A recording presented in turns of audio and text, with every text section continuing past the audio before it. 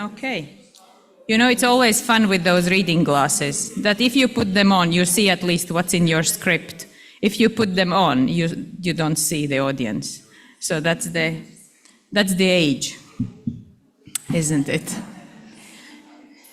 So how does it feel? Are we ready to start?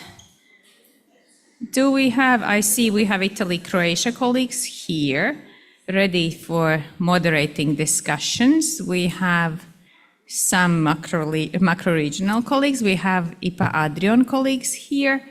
Do we have, yes, we have also facility point, and we have also presidency representative.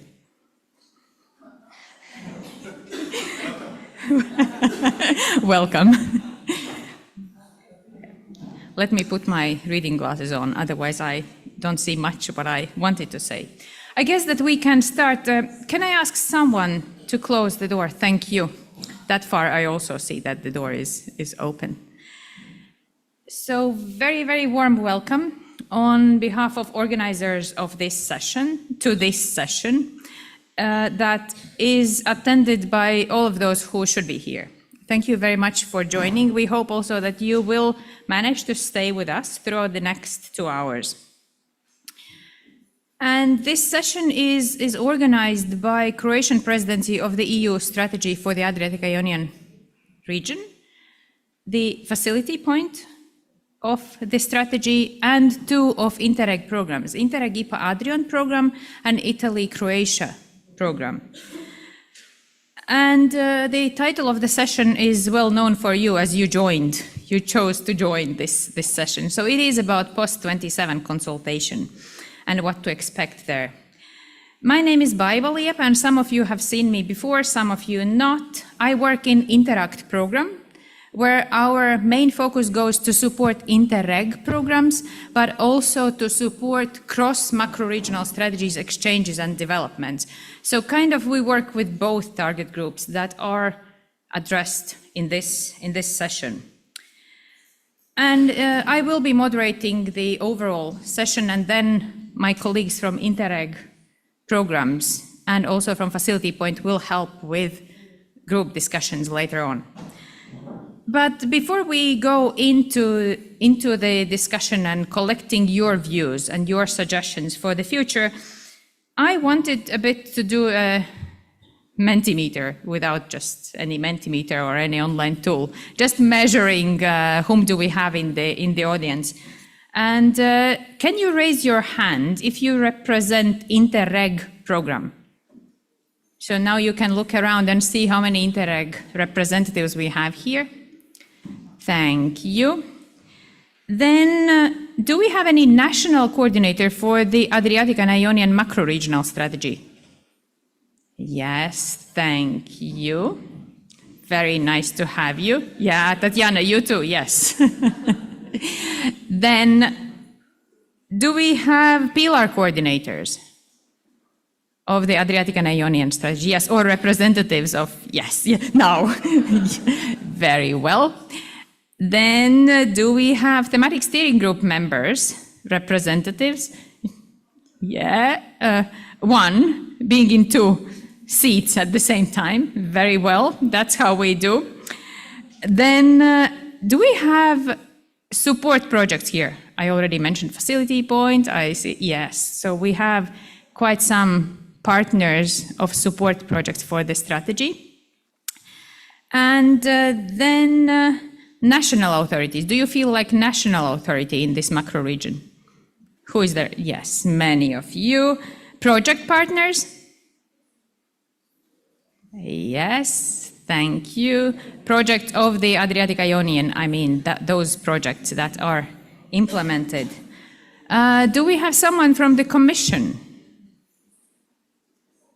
No, not here. I see that we are having also a colleague from the Danube strategy point, the support structure, support unit from the Danube macro-regional strategy, so welcome.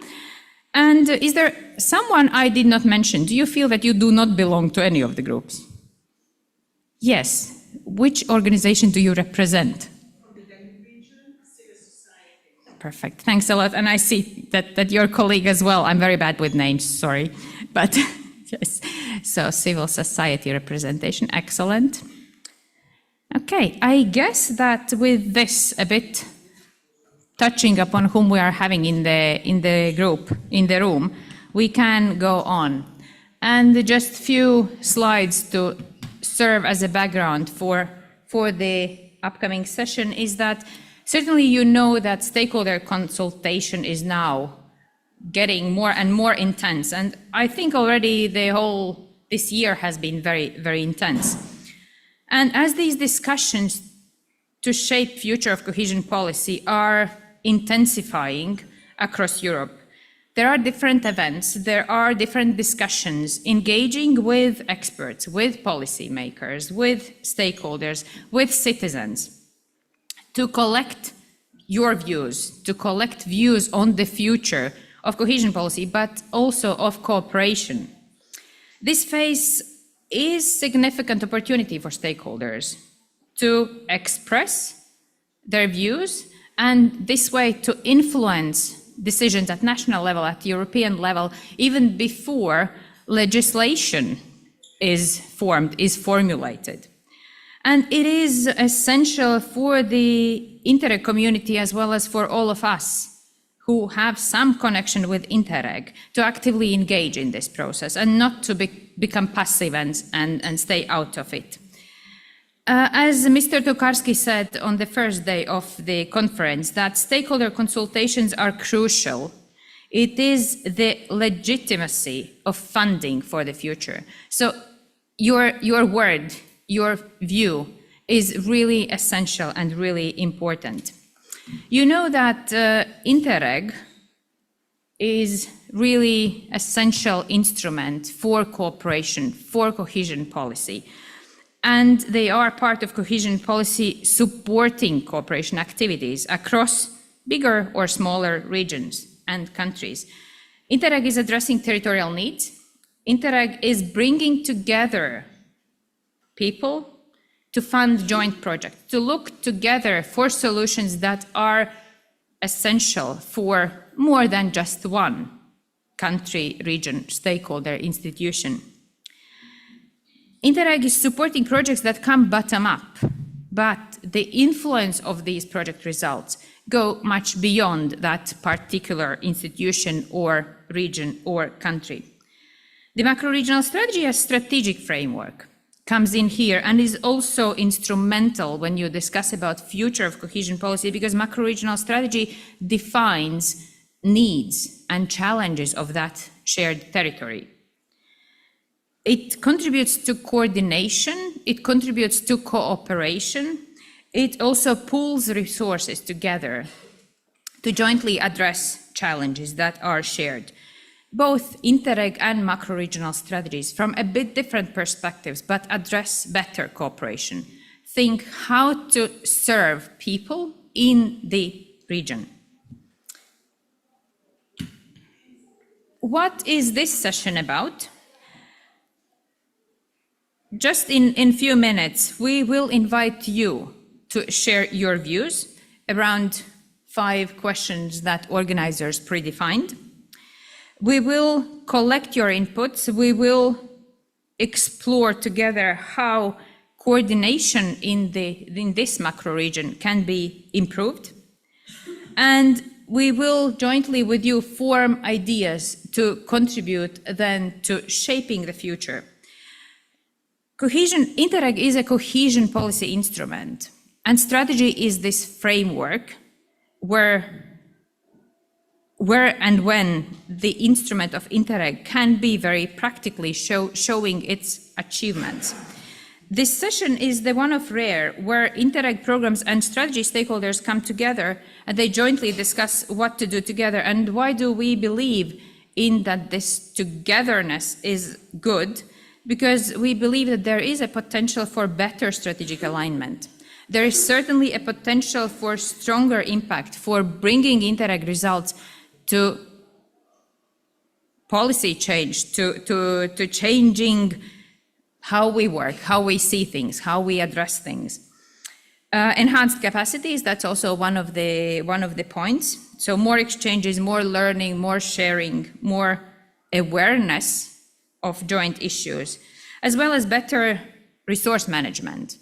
And it seems that this is one of the key questions that comes up, because knowing that cohesion policy may get cut, may get less funding. So the big question is how it can be more efficient. And this is what we are going to focus now. Few more messages that we thought might be good to mention is that Europe has changed, and so also should the cohesion policy in the future. So how cohesion policy can respond best to the needs of the territories that unite us. The high-level group on the future of cohesion policy said that Interreg and macro-regional strategies are crucial to foster stronger cooperation and achieve greater impact on regional development. That's another of arguments that unites strategies and Interreg programs even more. It is also admitted that Interreg, that there is a need for better integration of cohesion policy with other EU policies to ensure that all regions benefit from initiatives at European level, but also at the macro-regional level. And macro-regional processes benefit from contributions from Interreg.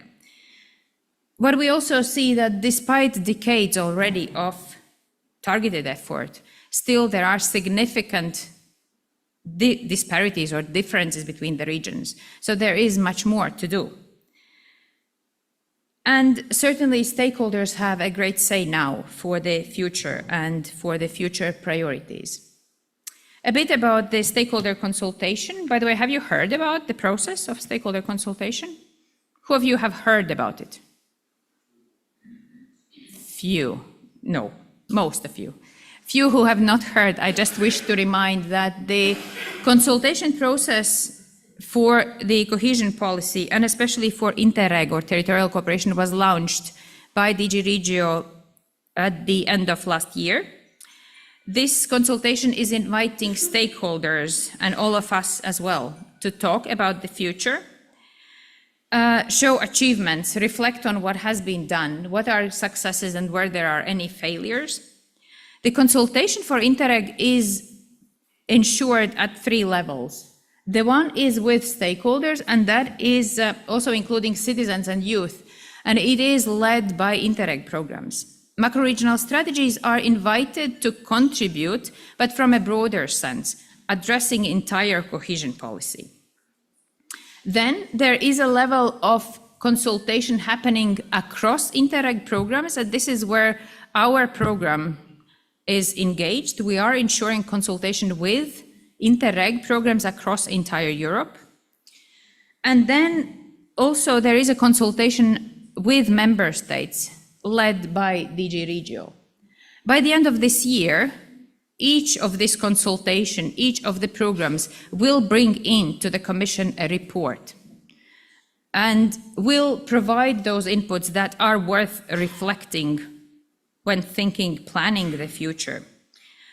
What is also that there are several major events planned for this year and also for the next one to harvest what has been done.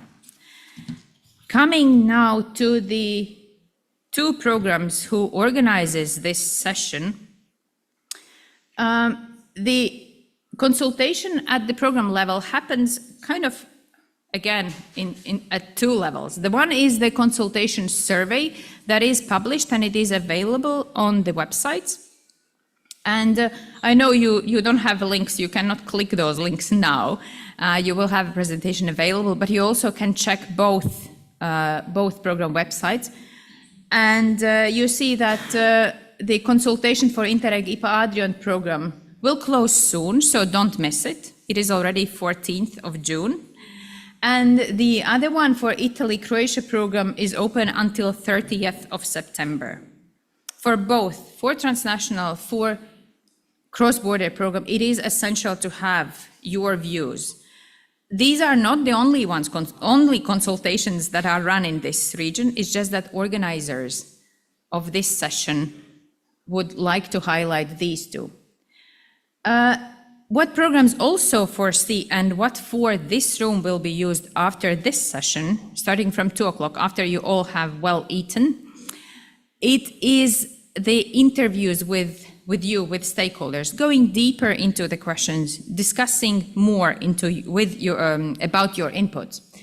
What we also know that the strategy of Adriatic and Ionian, they are also planning to launch the consultation, and that will be done by the start of the summer 2024. So you will get more information about that, and for sure it will be launched also on the strategies website, addressing the future needs. Now, very briefly to say, what are we going to do now with all of you present here, is that we are inviting you for active contributions and to share your views on the future of cooperation in this territory, in this macro region. We have set up 5 stations. Each station will address specific question.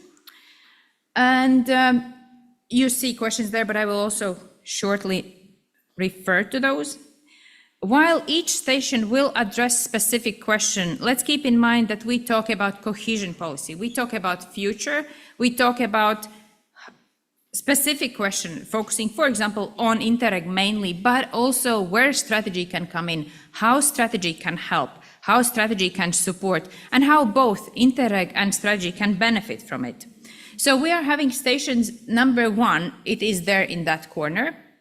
It is about opportunities for cooperation, and that will be facilitated by 2 of my colleagues from Interreg IPA ADRION program. Then the second station is here, where you have a chance to contribute to the discussion on which issues can be best addressed from cross-border or from transnational perspective. Then the station here will collect all the good experiences, all the things that you feel proud of, that you wish to highlight as achievements. And this will be moderated by 2 colleagues from Italy-Croatia program. The next station there behind the gentleman who just arrived is about the obstacles. So what does not work now? So what are those challenges that you face now as a program or as a stakeholder? We do not promise to address them all. We do not promise that with post-27 everything will be solved, but we would appreciate to know what does not work well now. And then the last station there at the very, very end of the room is about the strategy's role. So how strategy can engage, where strategy can engage, how strategy's framework can be more optimally used for the future discussion. And that will be facilitated by Eva from Facility Point, and I will be at that station as well. So these are 5 points. If in case you go to some station and you do not find where to place your idea, we will set up one more flip chart, I don't know where, but somewhere. You know, in every meeting there is on the agenda any other business. If you feel that your contribution is fitting more into that and not into any of the 5 stations predefined, be welcome to put your post-its. I guess we can even place it just here because we were asked not to put anything on the walls. So don't stick your sticky notes on the walls. Yes, so 2 colleagues at each station. The unfortunate thing is that because of the time limitation, you will have a chance to contribute only to 3 stations. So now you can see the question. You can see which station you wish to start with. And you will go clockwise. We will invite you to go clockwise from station to station. Facilitators will stay at these stations. And so 3 stations you will have a chance to contribute, like more discussing with other colleagues who will be around. And then for the other 2, if you wish to leave something here, like what works well, and you see that it is not yet mentioned, you will have 10 minutes to write a post-it and to stick it. And then as the closing for this session, I will invite station facilitators to come here and to share what are their takeaways, what they heard most urgent, most important to be said to all of you. What we will also do, and what I wish to mention, is that We will summarize this session in a report, because also from Interact side, it is essential that we harvest your inputs and we put them into our report. It is essential for programs to harvest your inputs and to put forward to the Commission. So there will be a report, it will be published on the strategies website. I'm so happy to see that more people are coming. Welcome, you are exactly arriving at the right time, don't go away. Because this is when we will start the discussion with you all. Now, once more, see which station you start with. Keep in mind there is a chance to contribute to 3. The one is opportunities for cooperation there in the right corner. Then cross-border transnational cooperation here. What works well? What are the challenges? And framework, macro-regional strategy as a framework. The 5th station. Any other business will be here on the stage. So I invite you for the first round of discussions. 30 minutes you will be given. Eva will announce when we are starting to run out of the time and when it's time to move to the next station. Everything clear? Good. Any questions? Yes. Okay. Please do not leave the room. Now the door is locked. Let's go on and discuss from each group very, very briefly. What are the key points? I know that your boards are filled with ideas.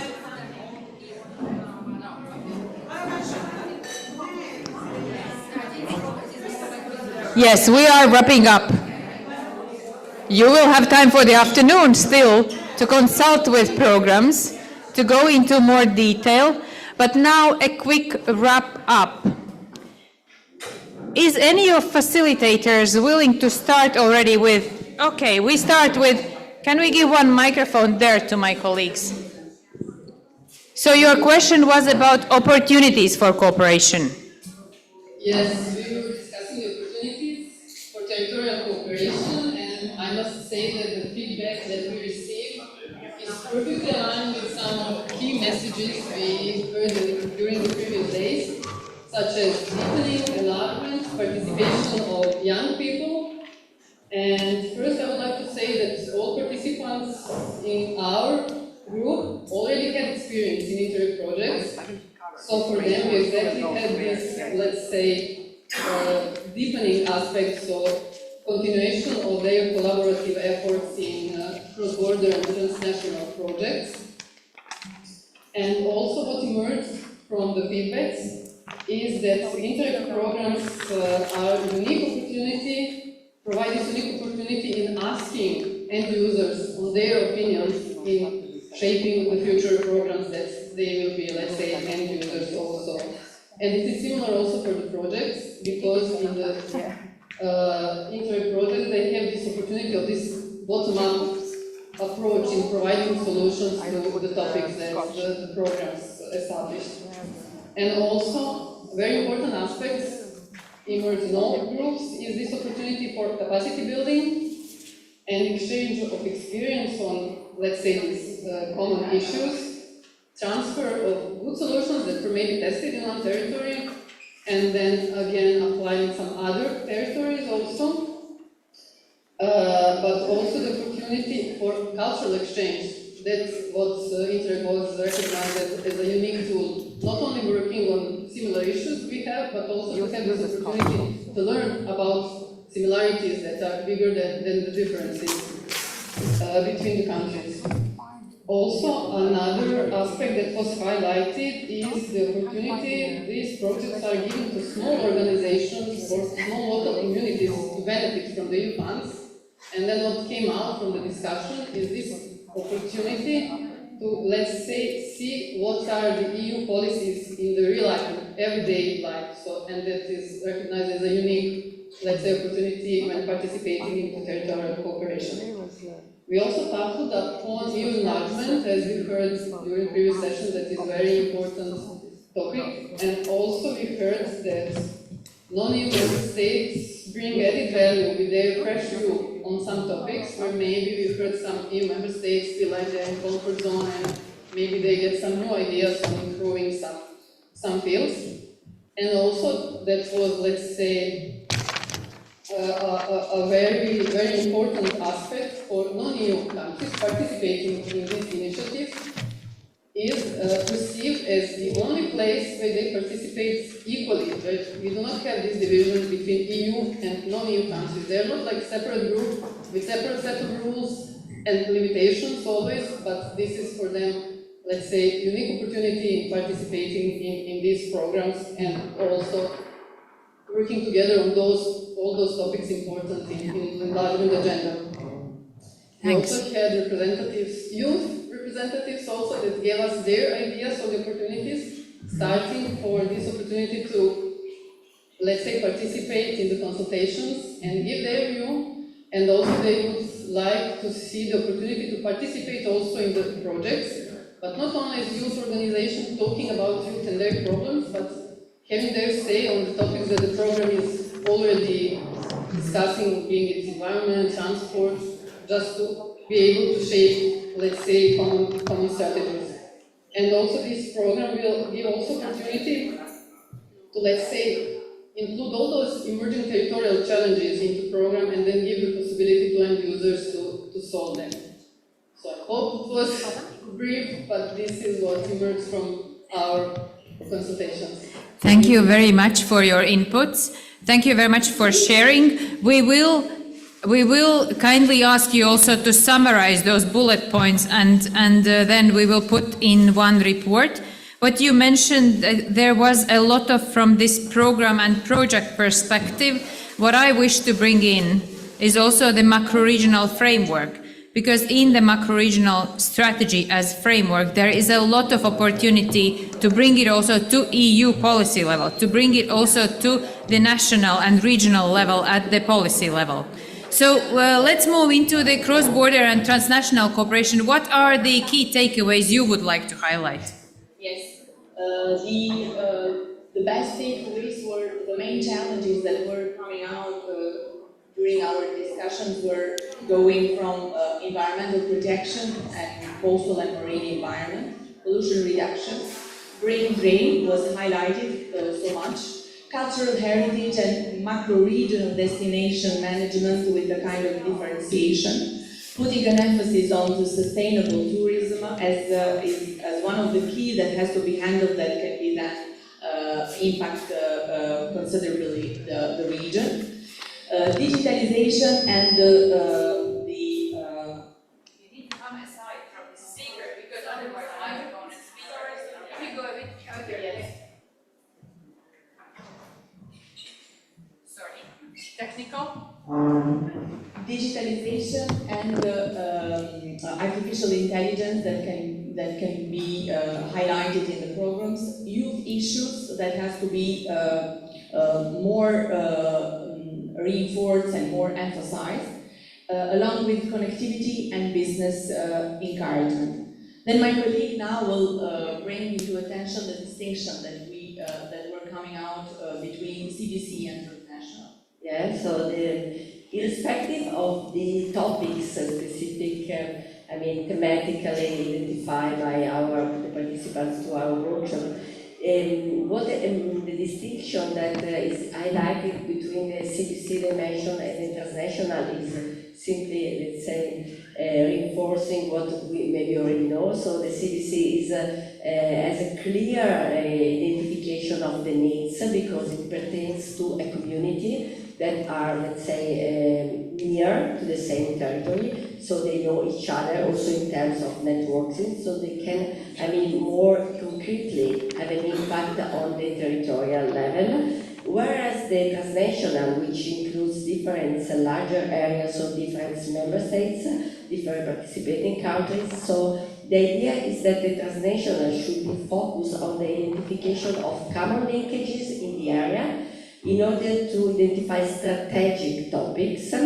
and also, it serves the cohesion purpose because it's also aligned geographically to the macro-regional strategies. And in addition, what can be dealt within the transnational dimension is the knowledge transfer, because there are some countries that are stronger than the other in specific topics, So the idea is also to use transnational dimension to, let's say, exchange competencies across the area. So there's no specific topics that are to be dealt within CBC or to transnational, but this different approach. And that also these two dimensions must be integrated because, I mean, several CBC programs can follow the same scope, and the transnational can say add the policy dimension, and this is also can be helped by the flagship identified by the macro-regional strategies. So both the programs, both the dimensions can work together to the fulfillment of the flagship, which is a scope identified at a larger level. And the last thing that we were asking the participants that were mainly beneficiaries of different programs, what were the novelties that they would like to see in these programs, and this is worth for both. And what it was coming out is that the need to enforce capacity building, both on ERDF and IPA countries, to support the mobilization of funds in order not to leave the projects at the stage of their conclusion, but to bring them a path forward. To support the synergies of these programs with the programs managed by the EU. So some of them were highlighted during the discussion as Horizon, creative industries, media, and so on. So programs are required to create a path and to support them in that direction. Youth were also very much present in the table. So youth consultation and participation in decision making. So it was asked that the programs sensibilize more on the necessities and the challenges of the youth, among which the need to increase the mobility, to increase their job opportunities, to work on social security, and to simplify the rules in order to allow their participation in the project in the role of observers or associated partners. That's all for ours. Thank you very much for your inputs. We are having microphone here, but if you could bring that one then to the end of the room. Now, please. Okay. For Is this you. work? Yes. Thank you. So we were at the station about what works well, and we gathered many inputs. So at the very beginning, we feared we wouldn't, but then finally they came out. So just to introduce, we had among our people here at our stations, people from EUSAIR, beneficiaries, program bodies, but also from representing NGOs, so civil society. So we gathered different types of inputs, and we kind of put a line, but not really, but try to categorize what should be preserved and what should be reinforced. Of course, coming from the fact that we're already highlighting what works well. So let's see some issues that came out.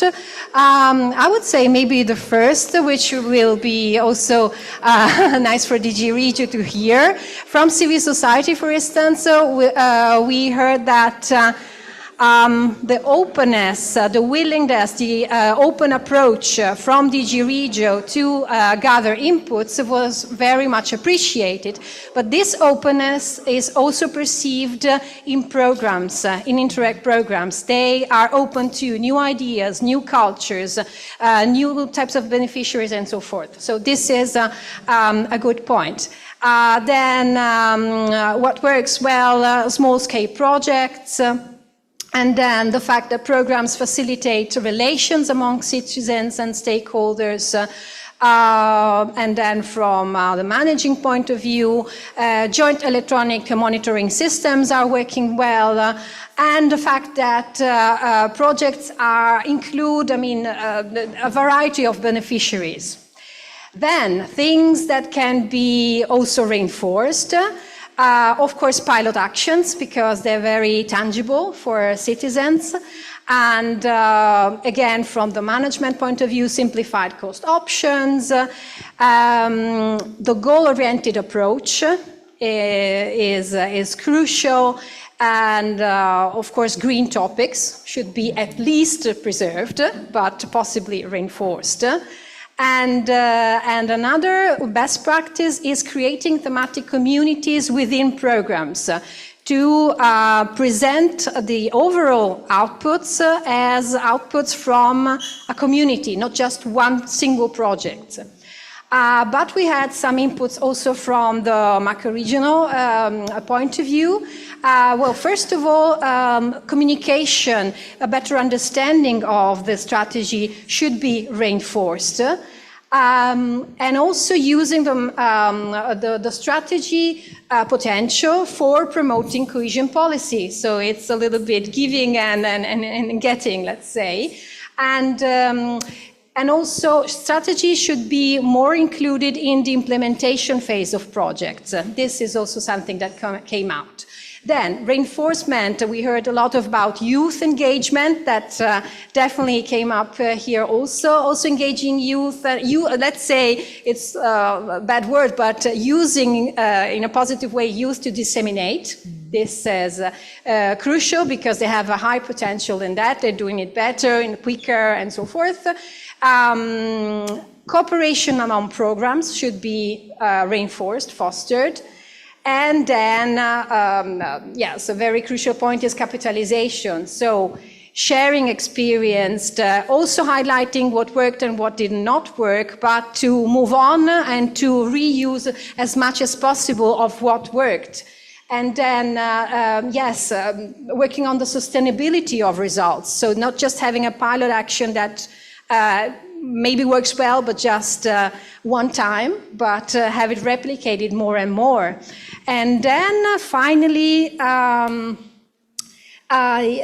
yes, EPA countries' involvement to support enlargement. That this should be reinforced, definitely. I think that's it. Thanks a lot. You say that's it, but actually there's so much. A lot, yes. So that will be all recorded then in the summary, and you are free to come back if you wish. The station there, please. Hello.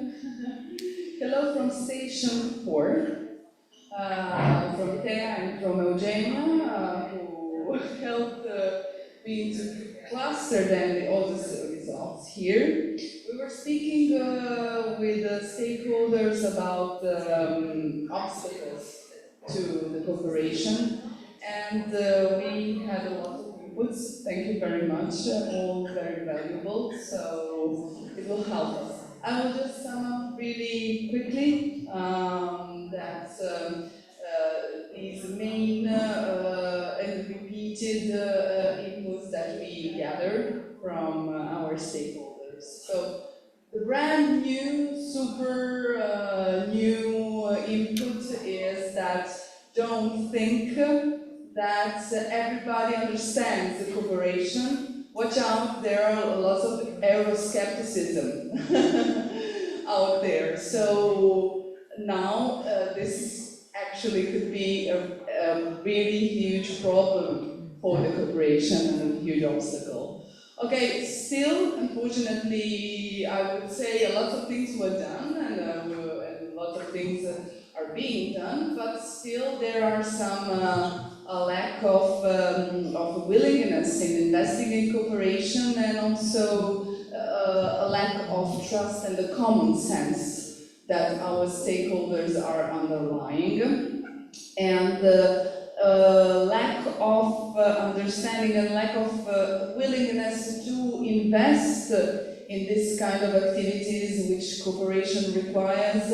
It's still an issue, and it needs to be treated.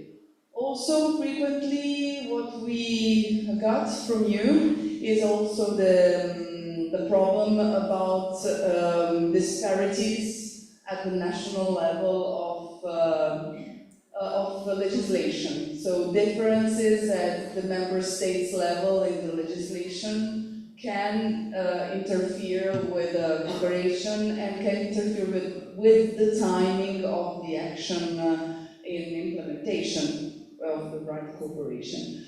Another thing that arrived from a beneficiary, from the project implementer, was actually the fact that the cooperation can be jeopardized by the timing.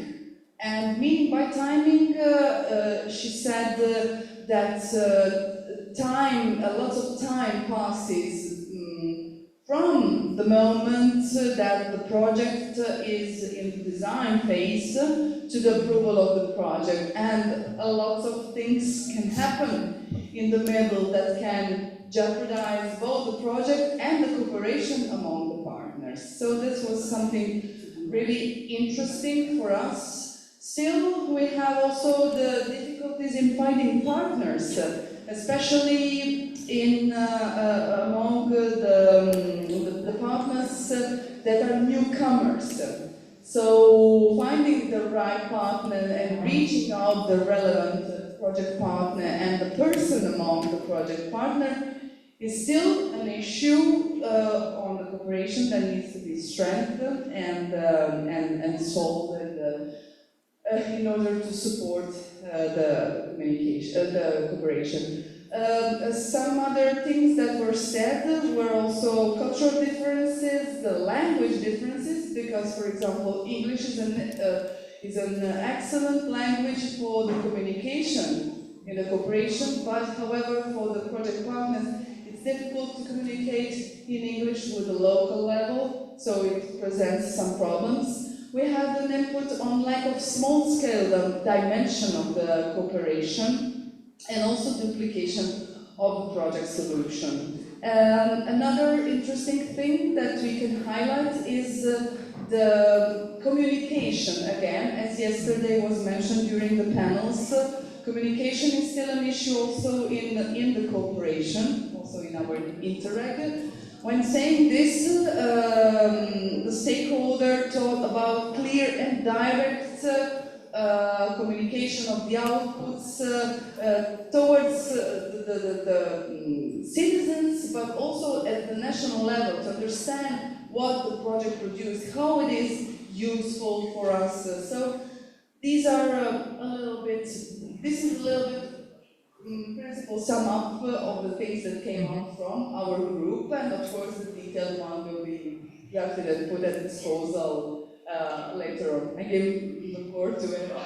Thank you very much. It sounds like we are going to have not a report from the session, but a book from the session. Eva, go ahead. Okay, so hello also from my side. With BIBA, we were managing the station concerning Natalino, no? EUSAIR role EUSAIR role in connection also to the Interregs. And the first question that was asked was actually, who is the EUSAIR? Who is the macro-regional strategy? And of course, we answered it's the governance structures and it's the action plan that they agree on and so on. But it's also the citizens who live in the region and who are connected by this by the sea and the territory of the strategy. And how both should be, how also they should be approached to better understand the strategy and recognize it. Then another topic that emerged was really how to improve the cooperation between the programs and the macro-regional strategy. It was an agreement, of course, from many participants that this should be improved, and that there is an opportunity for the next 2 years. Also, when now the new programming before the new programming starts, and to really work on this, to think over on both sides, from the side of the strategy and from the side of the programs, how we can work on that. So we could develop some systematic approach approaches to tackle that issue, and also some cooperation formats, new ones, that we could explore and benefit from that, both of us. It was mentioned that Interact could be actually, like today, a very good link or a facilitator to help us do that. Also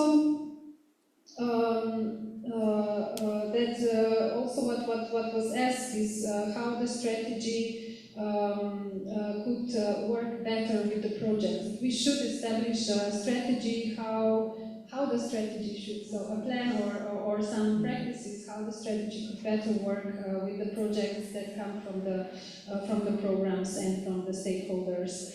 And also, there was also a connection made between the macro-regional strategy, the Interregs, and then the national funds that are managed by national authorities or regional authorities.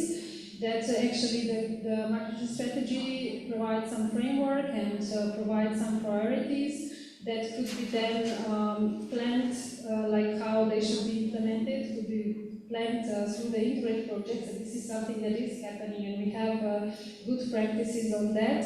And then the concrete implementation could happen through the national funds. So that could be also, that's one area. There are some good practices already, and we should work on that more, and we can only do that if we all work together. Then also to look outside the Interreg programs for the implementation of the strategy, also to centralize managed programs, and also this puts this link, from the macro strategy in the end to the implemented projects could improve the communication and the visibility of the strategy and of the programs. For the citizens to see actual results, to see something tangible happening in their region. What else? So then there were some general general ideas or agreements on what is really the added value of the EUSAIR, and it was the stakeholders said, so keeping the peace in the region is very important, and the stability. Then also engagement of youth in the decision making. Then exchange of good practices also for enlargement, so between the member states and the candidate countries. And I think that's more or less all from our station. So thank you very much. Thank you all very, very much. Thanks to facilitators of each and every station, to my colleagues in Interreg programs. Thank you very much to all of you for your inputs, for your sharing, for your views. And I thought we would be closing sooner, but not. We took all the time dedicated to this session. From my side, what I heard from the inputs, from the facilitators, there are quite some things that repeat in each and every station.